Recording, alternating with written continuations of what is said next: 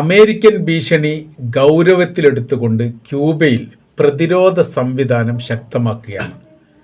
ഇപ്പോഴത്തെ ലോക രാഷ്ട്രീയം അമേരിക്കയുമായിട്ട് ബന്ധപ്പെട്ട് നീങ്ങുന്നതിൻ്റെ ഭയാനകരമായിരിക്കുന്ന ഒരവസ്ഥയും ദുരന്തപരമായിരിക്കുന്ന ഒരു സ്ഥിതിയും നിലവിൽ വളരെ കൃത്യമാണ്, വ്യക്തമാണ്.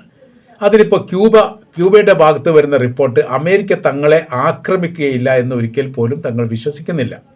അതിനാൽ തന്നെ അവരെ പ്രതിരോധിക്കാനും സായുധ സംവിധാനത്തോടു കൂടി അവരെ ആക്രമിച്ചാൽ തിരിച്ചടിക്കാനും തയ്യാറെടുത്തു കൊണ്ടിരിക്കുകയാണ്. രണ്ട് രീതിയാണ് ഇപ്പോഴത്തെ രാഷ്ട്രീയം പറയുന്നത്.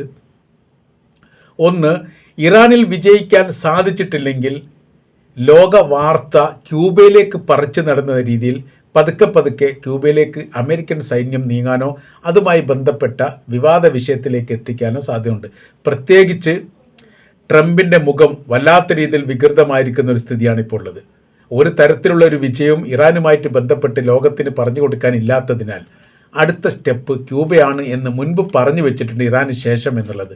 എന്നാൽ ഇറാന് ശേഷമല്ല, ഇറാൻ്റെ വാർത്താ പ്രാധാന്യം കുറക്കാൻ വേണ്ടിയിട്ട് ഒരുപക്ഷെ ക്യൂബയെ ആക്രമിക്കാൻ സാധ്യതയുണ്ട് എന്ന് മനസ്സിലാക്കേണ്ട അടിസ്ഥാനത്തിൽ റഷ്യയുടെയും ചൈനയുടെയും സഹായത്തോടു കൂടി ക്യൂബ വലിയ രീതിയിലുള്ള പ്രതിരോധ സംവിധാനങ്ങൾ രഹസ്യമായി ആസൂത്രണം ചെയ്യുന്നുണ്ട് എന്നാണ് നമുക്ക് മനസ്സിലാക്കാൻ വേണ്ടി സാധിക്കുന്നത്. നമുക്ക് നോക്കാം എന്താണ് ക്യൂബയും അമേരിക്കയും തമ്മിലുള്ള പ്രശ്നം, എന്താണ് അവരുടെ ചരിത്രം, എങ്ങനെയാണ് ഇങ്ങനെയൊക്കെ ആയത് എന്നുള്ളത്. 1959 ക്യൂബൻ വിപ്ലവത്തിന് ശേഷം അമേരിക്ക ഈ മേഖല അല്ലെങ്കിൽ ക്യൂബ എന്ന് പറയുന്ന രാജ്യം ശത്രുവായിട്ടാണ് കാണുന്നത്. കാര്യം അവിടെ സമ്പൂർണ്ണമായിരിക്കുന്ന ഏകാധിപത്യ കമ്മ്യൂണിസ്റ്റ് സംവിധാന ഭരണമാണ്, ഇടതുപക്ഷ ചിന്താധാരയാണ്. അതുകൊണ്ട് തന്നെ വലതുപക്ഷ ഈ മുതലാളിത്ത സംവിധാനത്തെ രൂക്ഷമായ രീതിയിൽ എതിർക്കുകയും അവർക്കെതിരെ രക്തസാക്ഷിത്വം വരിക്കാൻ വേണ്ടി തയ്യാറാവുകയും ചെയ്യുന്ന ഒരു തലമുറയെ കമ്മ്യൂണിസത്തെ അവർ വളർത്തിയെടുത്തിട്ടുണ്ട്. അത് എല്ലാ കാലത്തും തങ്ങൾക്ക് ഭീഷണി. അതുകൊണ്ട് ഈ സംവിധാനം തന്നെ ഉടച്ചു വാർക്കപ്പെടണം, ഇല്ലാതാവണം, ജനാധിപത്യ സംവിധാനങ്ങൾ വരണം, കമ്മ്യൂണിസം ഉണ്ടാവരുത്. ഈ തരത്തിലുള്ള നിലപാടായിരുന്നു അമേരിക്കക്ക് ആ കാലത്ത് തന്നെ ഉണ്ടായത്. 1959 അവിടെ ക്യൂബൻ വിപ്ലവം നടന്നു. അതിൽ ഈ ഭരണം അട്ടിമറിഞ്ഞു, കമ്മ്യൂണിസം ഭരണം പിടിച്ചെടുത്തു. അതോടുകൂടി അമേരിക്കയുമായിട്ട് ശത്രുതയാവുകയും ചെയ്തു.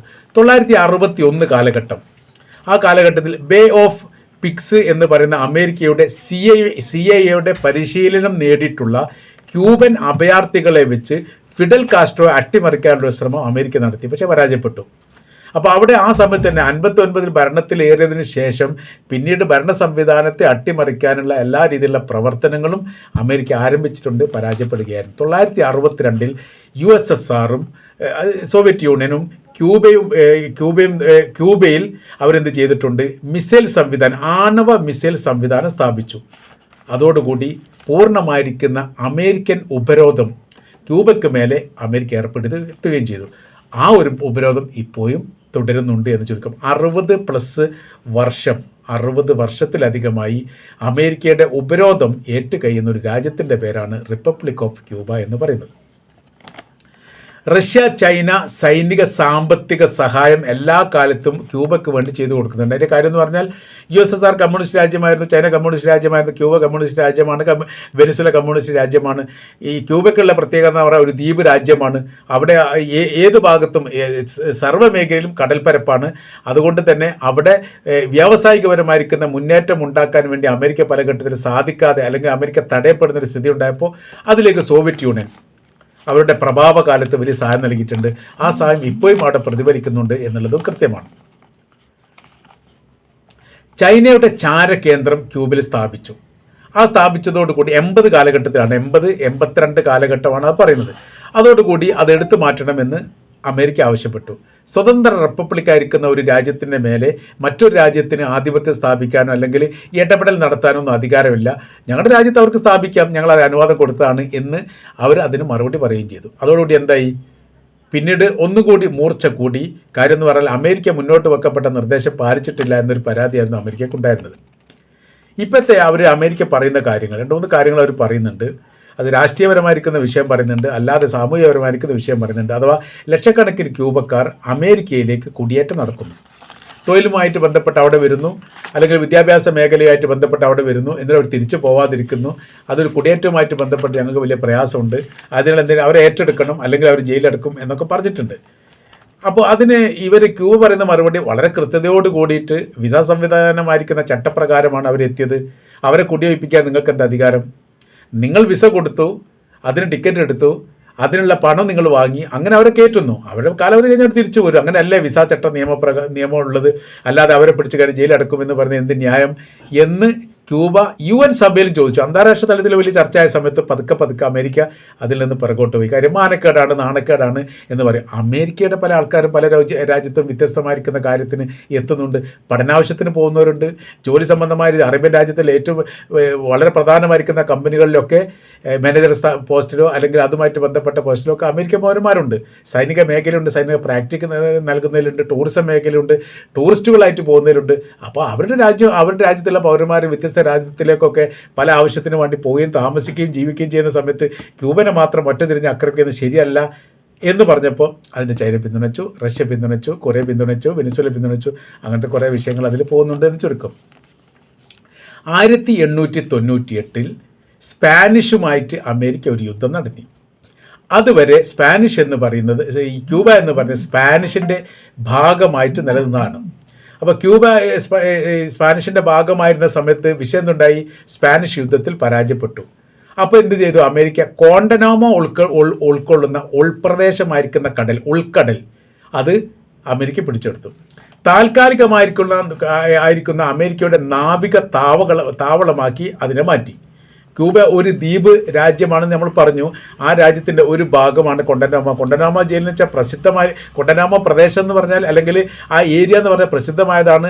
അവിടെയാണ് ജയിലുണ്ടാക്കിയത്. അതായത് അമേരിക്കയെ അൽഖ്വയ്ദ ഭീകരവാദികൾ ആക്രമിച്ച സമയത്ത് അതിൽ നിന്ന് പിടികൂടപ്പെട്ട പ്രതികളെ ഈ ക്യൂബയിലുള്ള കൊണ്ടനാമോ ജയിലിലാണ് താമസിച്ചത്. അവിടെ വെച്ച് അതികഠിനമായിരിക്കുന്ന ഈ ശിക്ഷാവിധികളൊക്കെ പരസ്യമായി നടപ്പിലാക്കിയ കാര്യങ്ങളൊക്കെ ലോകത്ത് വലിയ വാർത്തയായതാണ്. അപ്പോൾ ഇപ്പോൾ ആ പ്രദേശം വിട്ടു നൽകണമെന്ന് പല ഘട്ടത്തിലും ആവശ്യപ്പെട്ടിട്ടുണ്ട്. കാര്യം എന്ന് പറഞ്ഞാൽ രാജ്യം സ്വതന്ത്രമായി കഴിഞ്ഞാൽ ആ സ്വതന്ത്രമായിരിക്കുന്ന രാജ്യത്തിൻ്റെ ഭാഗങ്ങൾ കൈവശം പെടുത്തുന്നത് തെറ്റായിരിക്കുന്ന പ്രവൃത്തിയാണ്. അത് തെറ്റായിരിക്കുന്ന കീഴ്വഴക്കമാണ്. അത് ചെയ്യാൻ പാടില്ല എന്നുള്ളതാണ് ക്യൂബ അന്താരാഷ്ട്ര വേദിയിൽ പറഞ്ഞത്. കര അതിർത്തി പങ്കിടുന്ന രാജ്യങ്ങൾ ഈ ക്യൂബയ്ക്കില്ല. അതാണ് ഇതിൻ്റെ ഏറ്റവും പ്രത്യേകത. കര അതിർത്തിയുമായിട്ട് ബന്ധപ്പെട്ട ക്യൂബയ്ക്ക് ഒരു പങ്കുമില്ല. പൂർണ്ണമായിരിക്കുന്ന ദ്വീപാണ് ഈ പറയപ്പെടുന്ന ഈ ക്യൂബ എന്ന് പറയുന്നത്. ഏറെക്കുറെ ശ്രീലങ്കനെ പോലെ തന്നെയാണ്. ശ്രീലങ്ക കരാതിർത്തി എന്ന് പറഞ്ഞാൽ ഈ കടൽ കടന്നിട്ട് എത്തിയിട്ട് ഇന്ത്യ ആണ് കാര്യമായിട്ടുള്ള അതിർത്തിയായിട്ട് കാണുന്നത്. തമിഴ്നാട് ഏരിയ ഒക്കെ ആണ് ആ പറയുന്നത്. അത് സമാനമായ രീതിയിലും അല്ല, അത്രയും അതിർത്തി ഇല്ല. ശരിക്കും പറഞ്ഞാൽ നടുക്കടലിൽ കുടുങ്ങിയ ഒരു പ്രദേശം പോലെയൊക്കെയാണ് കൊണ്ടനാമോ ഈ ക്യൂബ എന്ന് പറയുന്ന രാജ്യത്തെ കാണാൻ വേണ്ടി സാധിക്കുന്നത്. കടൽ അതിർത്തി നമ്മൾ മാറ്റി നിർത്തിക്കുകയാണെങ്കിൽ പിന്നുള്ള വിഷയം, കര അതിർത്തിയെ മാറ്റി നിർത്തിക്കുകയാണെങ്കിൽ പിന്നെ കടൽ അതിർത്തിയുമായിട്ട് ബന്ധപ്പെടുന്ന സമയത്ത് ഏറ്റവും അടുത്ത രാജ്യം അമേരിക്കയാണെന്നുള്ളതാണ് ഏറ്റവും വലിയ പ്രത്യേകത. USA ഫ്ലോറിഡയിൽ നിന്ന് ഈ പ്രദേശത്തേക്ക് 150 കിലോമീറ്റർ മാത്രമാണ് ദൂരപരിധിയുള്ളത്.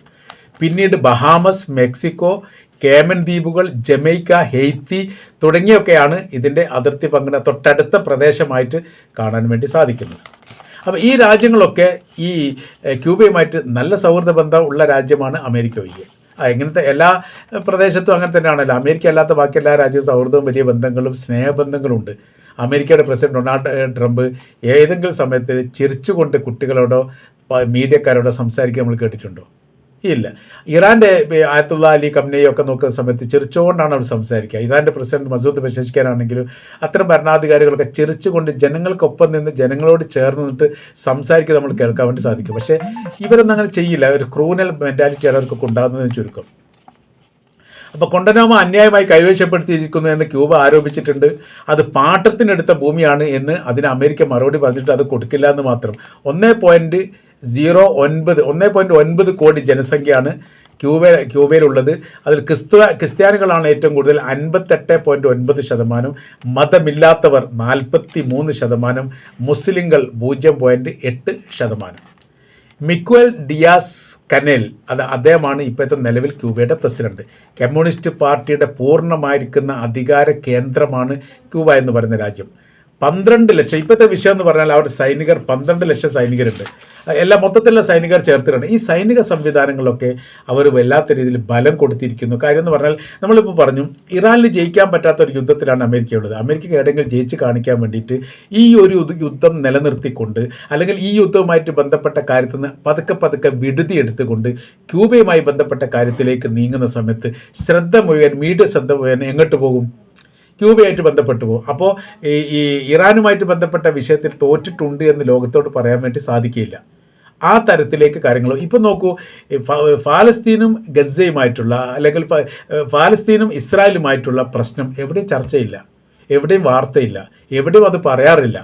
അത് കേൾക്കാനും ആളുകൾക്ക് താല്പര്യമില്ലാത്ത രീതിയിലേക്ക് കാര്യങ്ങൾ മാറി. എന്നാൽ അവിടെ പ്രശ്നമില്ലാതാണോ? ഹമാസും ഇസ്രായേലും ഇപ്പോഴും ഏറ്റുമുട്ടുന്നു, ഇപ്പോഴും മരണം നടക്കുന്നു, ഇപ്പോഴും പ്രശ്നങ്ങൾ നടക്കുന്നു, ഇപ്പോഴും പട്ടിണി അവിടെ ഉണ്ട്, ഇപ്പോഴും വാഹനങ്ങൾ കൃത്യമായി കടത്തി വിടുന്നില്ല, ആശുപത്രിയിൽ വേണ്ടത്ര രീതിയിലുള്ള മരുന്നുകളില്ല, കറണ്ടുകളില്ല, ഒരുപാട് പ്രയാസം ബുദ്ധിമുട്ടും അനുഭവിക്കുന്നത്, വാർത്ത അല്ലാതാവുന്നത് അന്താരാഷ്ട്ര തലത്തിൽ ഇറാൻ എന്ന് പറയുന്ന, ഇറാനും അമേരിക്കയും തമ്മിലൊരു യുദ്ധവുമായിട്ട് ബന്ധപ്പെട്ട സാഹചര്യം ഉണ്ടാകുന്ന സമയത്ത് വാർത്തയും ചാനലുകൾ ഇവിടുന്ന് എല്ലാ സാധനങ്ങളും എടുത്തിട്ട് അങ്ങോട്ട് പോകും. അങ്ങനെയുള്ള ഒരു സ്ഥിതിയാണ് ഇപ്പോൾ ഉള്ളത്. ഇനി ഇവിടുന്ന് പറിച്ചു നടുകയാണ് ക്യൂബയിലേക്ക്. ഇത് മുൻകൂട്ടി മനസ്സിലാക്കിക്കൊണ്ട് എല്ലാവിധ സംവിധാന കാര്യങ്ങളും ക്യൂബ ആക്കിയിട്ടുണ്ട്. അതോടൊപ്പം തന്നെ അതിന് ചൈനയും റഷ്യയും സഹായം നൽകുന്നുണ്ട് എന്നുകൂടിയാണ് നമ്മൾക്ക് ഈ വിഷയമായിട്ട് ബന്ധപ്പെട്ട് മനസ്സിലാക്കാൻ വേണ്ടിയിട്ട് സാധിക്കുന്നത്.